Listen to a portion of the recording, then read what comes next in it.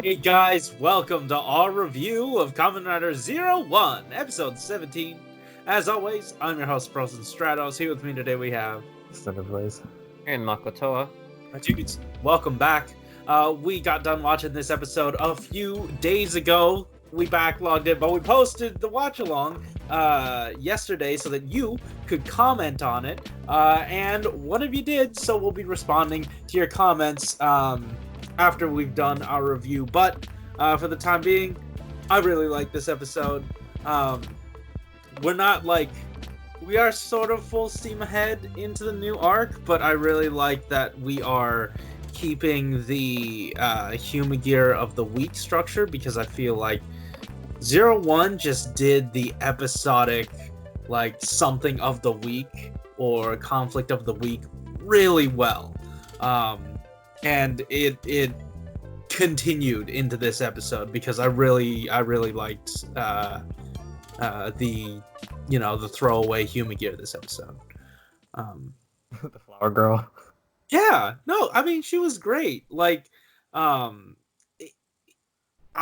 it had been a while since we'd had a Humagear sort of want to be a little bit more sentient like she had. So it haven't had that hurt in a while, and then it came back and it was it hurt, but it was, that good hurt. It was a really well done story, and I don't know, them being treated as second-class citizens, and, like, she sort of just allowed the other dude to, I assume, tamper with her art. That's the vibe I was getting to. Yeah, so it's that conflict that, again, that really sucks for her character, but is really good, and I really like watching that all unfold. And it's very tragic that she had to die before she could, get that information out there. Mm-hmm. Yeah. But it did give us insight into what is sort of triggering sort of Ark's involvement into turning them into Humagear, or into Magier. And that's keying into their anger. They can be sentient, but once they get angry, they'll turn. And I thought that was very interesting. Yeah, I felt like this arc was like a really, really good follow-up for what we had in the previous arc, because Hirobi just kind of finished, like, giving the data to Arc, and, like, who cares, like, how it's done, but, like, they've kind of, like, let us know that, the AI is kind of, like, learning, and now that the Arc can kind of turn people, the Humagears into the evil ones, like, out of nowhere, it kind of makes more sense, because it got that data from Hirobi. Right. And then we also have, the whole, like, company takeover. And I like the CEO's kind of, like, ambitions, and, like, the counterpoint he has to Aruto's, like, dream, where he wants, like, humans and Humagears to kind of, like, coexist, where, he's kind of, like, from the more human side, which is something that's, somewhat relatable, Yeah, like, more like optimizing humanity rather than... Yeah. And like, it kind of makes sense because, like, it's been something that's been shown in the show throughout the entire season. Like, people are really hesitant towards, like, moving towards the Humagears completely. Like, yeah, they are, like, there, but when it comes to the very top, like, professions, they're still kind of skeptical. They always think, like, the humans are better, whereas Aruto's kind of like, like, what, like, why are humans better? Like, why not just let them live to their fullest potential? Where this guy just doesn't care. Like, he just whatever.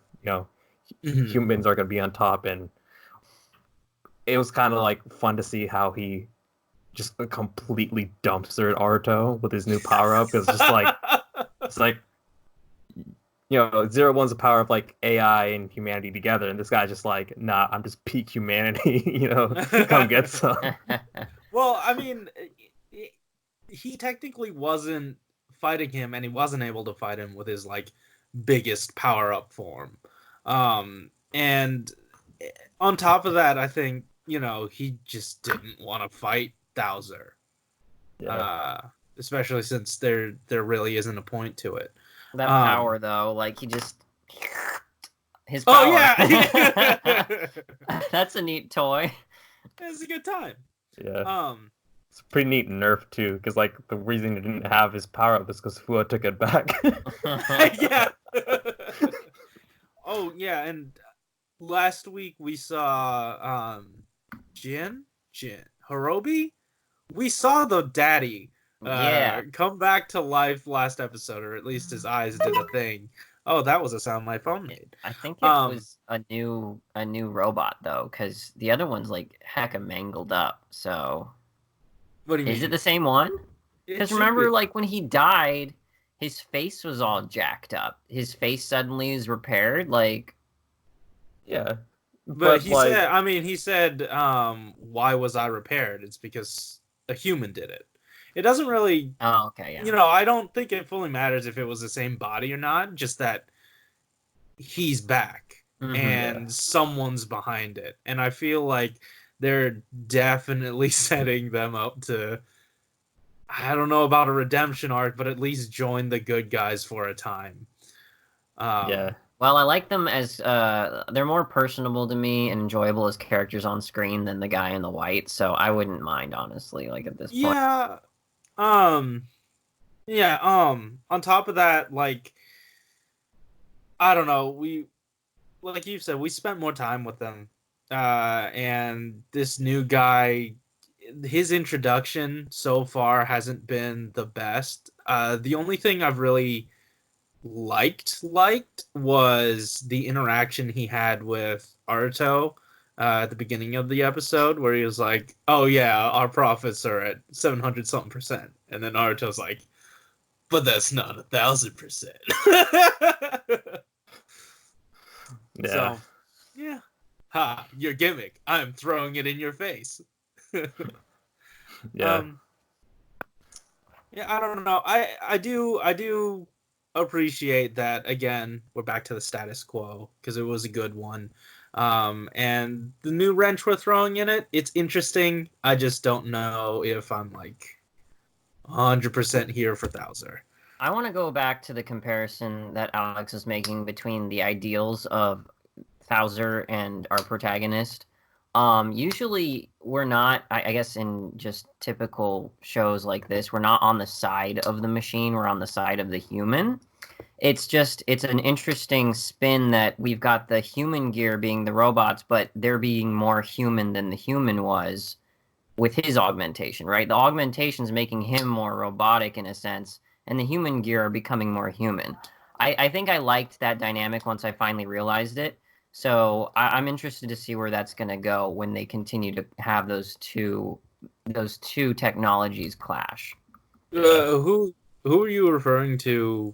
Who was becoming more robotic? I would say the freaking the Thouser. flower dude, because Really? he's the one. Yeah, because look at his art. Yeah. Remember, she was like, I don't think you deserve that title. Look at what you made. This isn't beautiful at all. Mm-hmm. I mean, I would say that to sort of like a counterpoint, like I guess his design choice. Huh? I reject your counterpoint. Okay, but his design choices definitely felt more mechanical, but his scheme to basically upend her creation, that wasn't that I wouldn't. Yeah. I would say that that's more of like a human thing, not really a computer thing to do. Sure. Yeah, that was a definite scumbag move. Yeah. That comes from the human side. Like that's the But- weird thing, because you don't think it would have been necessary if he was supposed to be the best of the best. Yeah, but I'm wondering if, like, oh, maybe Thouser's technology is emboldening people to take the easier way out, but you could say the same thing about Humagear. So I don't quite know if there's like an overarching theme. I just think he was a shithead. And he's a good punch in the face. I want to pretend it's deeper, at least, but maybe it's not. Maybe I'm just reading into it. I don't know. I kind of like that part, because like for the humans, they have to like optimize a little bit more, and sometimes there's like that moral ground where they just ignore it, because like it just will make it really inefficient if you have to like play by the rules and do all that.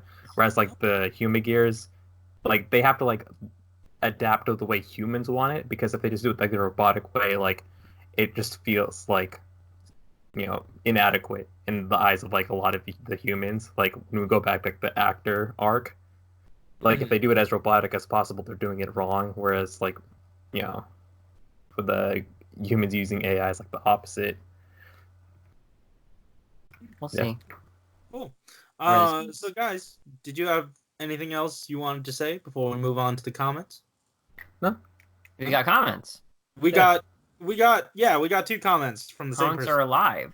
Yes, so we discussed this. We switched it back to for not for kids, because we're definitely not. So we're doing it. Guys, we've got a comment from Double the Unknown saying, solid start to the new arc. The first arc was about corruption of Humagear, and it looks like this arc is going to focus on the corruption of humanity. My one problem about this episode is that they are setting up Guy's backstory to be your typical misguided person who is simply jealous that Aruto is the hidden successor and wants to prove he is better. Definitely feels like a Genom thing. I feel like I can already see a standard redemption arc playing out, which would definitely be a problem in my opinion. I agree. I don't want that. No, me neither. A very Dan thing to have happened. If that is. I don't think we're gonna get a Dan. Like you have to be like pretty messed up in the head to be a Dan. I'm just saying that the progression of the character so far is mirroring what went on in X-Aid. Oh, I hate it because that he's gotten wind that Dan was popular. I don't know. I feel like a lot of secondary and tertiary writers kind of go around like a similar route. Like first they come in to kind of like fight the main writer, and then they just kind of go on their side once things go to shit.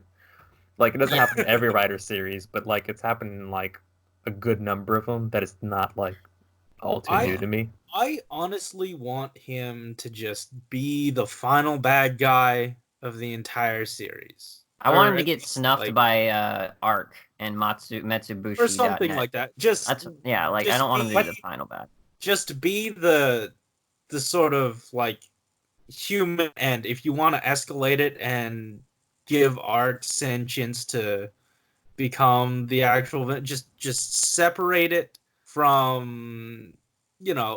This writer wrote X-Aid, and I don't want him to fall into like the same. I know this might be a new like generation, but I have a feeling that the final boss is just going to be the Arc, but some giant CG mess of a thing that they're just gonna, spend all their budget on one day. I don't. Yeah. I don't know. I mean, Gio had fun with that in that movie. One thing that's kind of different between like this and like X8 at least is Aruto's like actually like the CEO of his company. Yes, sir. And he's actually likable. He's not being pushed around by everybody like in a bully kind of way. Yeah, but like it's not like for like Dan, because he was probably gonna be the the next person the next CEO for his company. But like, oh my god, I'm thinking X8 was basically like a nobody. So like for him to kind of like feel that hatred is a little bit different than like with Aruto, because he's like the actual successor. Like Dan, like Dan didn't have like that same competition, but it's like whatever. Whatever. We'll see what happens. Yeah. Also, he responded to his own comment saying also that hair was noticeable last week. Well, I'm sorry that we didn't notice the hair last week. It just bothered me this week, okay? I'm sure it's been there since like whenever the Tiger Progress key was put in. That hair is really gross and they need to change that. Michael has no idea what we're talking about, and we're moving on into the end. Guys, thanks for watching. Yeah. If you like this episode, hit that like button and subscribe if you want to hear more from us each week. Tell us in the comments down below, because you can, what you thought about the episode, or what you thought about our thoughts about the episode. And yeah, guys, thanks for watching. Keep it juicy. Yep, see ya. Later. In our defense, we did watch the last 2 weeks of episodes in a row, so That's true.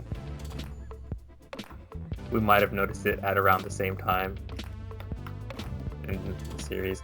Dude, I was hella rambling this episode. I don't even know what the hell I was talking about. No, same here. I